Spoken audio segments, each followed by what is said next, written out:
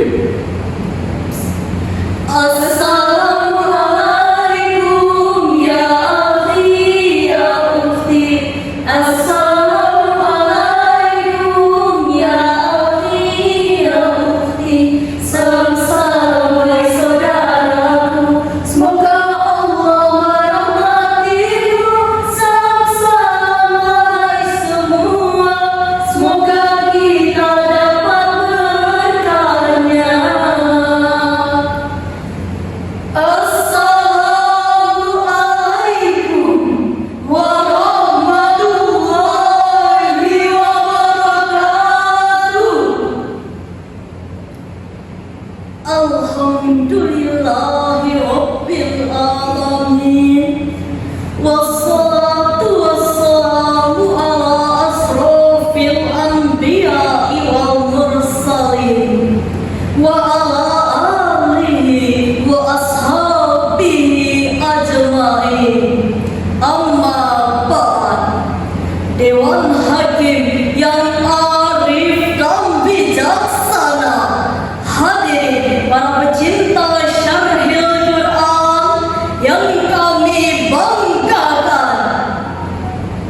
Indonesia adalah negara multicultural nation state dengan beragam budaya, agama, suku maupun bahasa.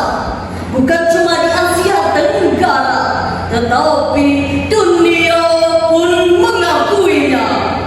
Seperti yang diungkapkan oleh Fujiono dalam kubah syair lagunya. Ragam umat, ragam agamanya, ada Islam, ada Kristen, Hindu, Buddha. Banyak suku dan budaya, ada Jawa, Sumatera sampai Papua.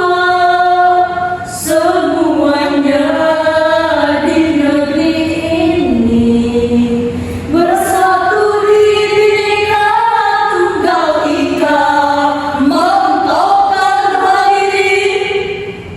Namun sayang, keberagaman yang dimiliki Indonesia merupakan sebuah ancaman yang mengerikan yang berpotensi menghancurkan persatuan dan kesatuan.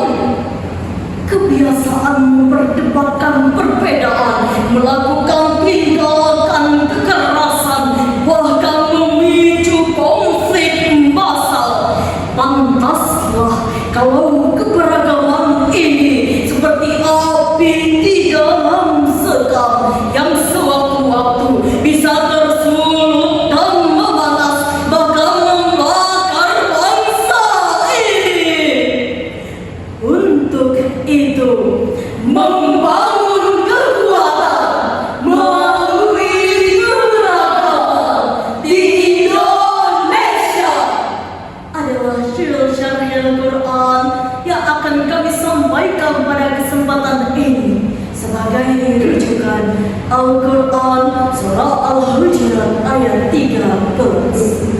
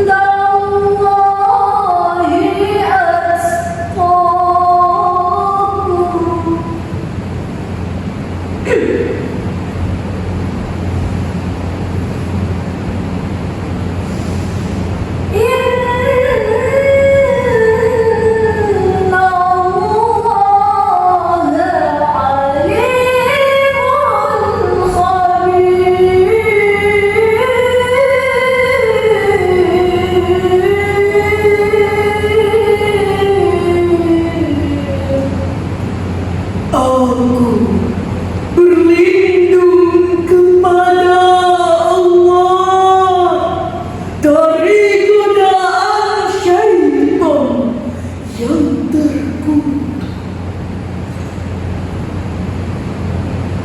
Dengan menyebut nama Allah yang Maha Pengasih, Maha Penyayang. Wahai manusia, sungguh kami telah menciptakan kamu dari seorang laki-laki dan seorang perempuan. Kemudian kami jadikan kamu berbangsa-bangsa dan bersuku-suku agar kamu saling mengenal. Sungguh orang yang paling beriman di antara kamu di sisi Allah adalah orang yang paling bertakwa di antara kamu. Sesungguhnya Allah Maha mengetahui, Maha mengenal. Sebab nuzul ayat ini adalah ketika Rasulullah meminta Bani Dayadah untuk menikahkan salah satu putri mereka dengan Abu Hiddin, bekas budak mereka. Namun Bani Dayadah menolaknya seraya berkata, "Hai Rasulullah, bagaimana kami menikahkan putri kami dengan bekas budak kami?" Maka turunlah ayat 13 ini yang diawali dengan kalimat ya ayyuhan nas, yang ditunjukkan kepada seluruh umat manusia tanpa memandang ras dan golongan. Maka tidak ada alasan lagi untuk kita untuk saling menghina, Saling merendahkan, saling membenci. antara satu dan yang lainnya. Betul hadirin? Menurut Syekh Qutb dalam tafsir fi Zilalil Quran jilid 6 halaman 401 sampai 402 menjelaskan lita'arafu, keharmonisan yang diawali dengan saling mengenal yang fungsinya lil musyarakati baina isnaini fa aksar. Namun hadirin, akhir-akhir ini Indonesia masih dihadapkan oleh konflik intoleransi.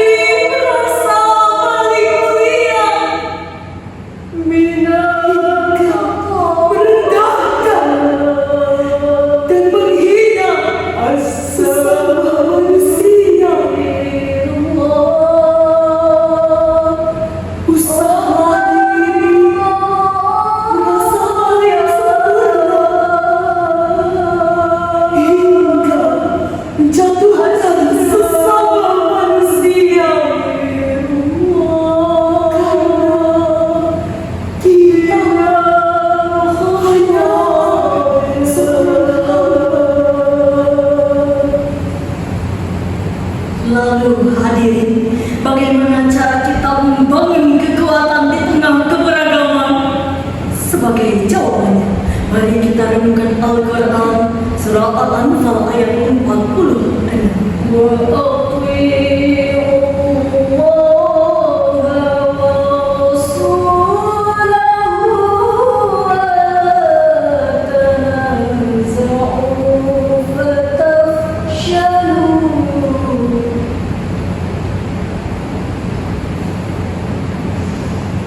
ولا تنازعوا فتفشلوا وتذهب ريحكم واصبروا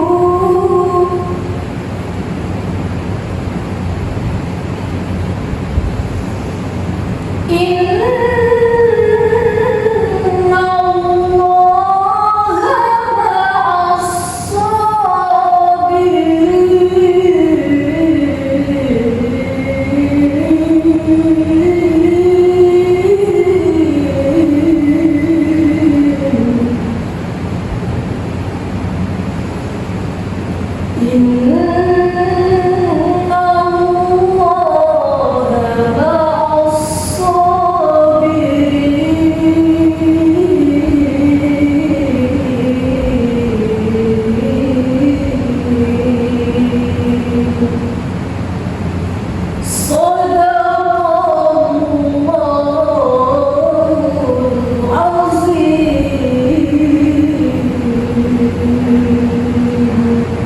dan taatlah kepada Allah dan Rasulnya,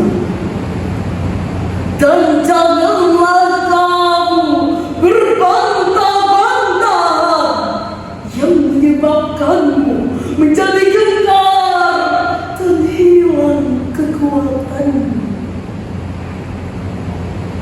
dan bersabarlah, sesungguhnya Allah beserta orang-orang yang sabar. Maha benar Allah dengan segala firman-Nya.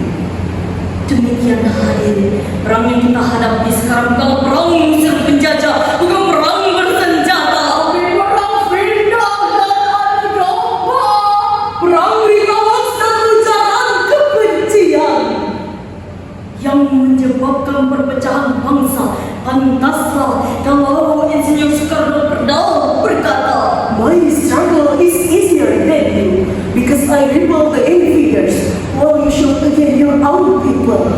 Perjuanganku lebih mudah daripada kalian semua, karena aku mengusir penjajah, sedangkan kamu mengusir bangsamu sendiri. Hadirin yang berbahagia, sebagai kesimpulan, pertama, saat ini Indonesia masih dihadapkan oleh konflik intelektual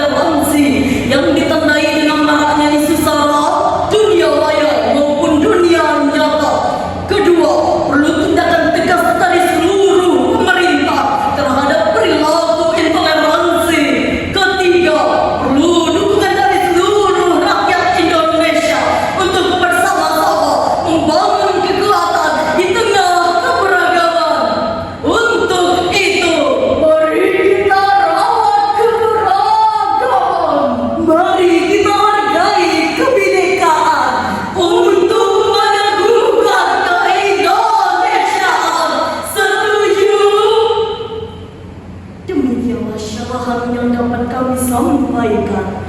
Terima kasih. Sampai jumpa. Wassalam.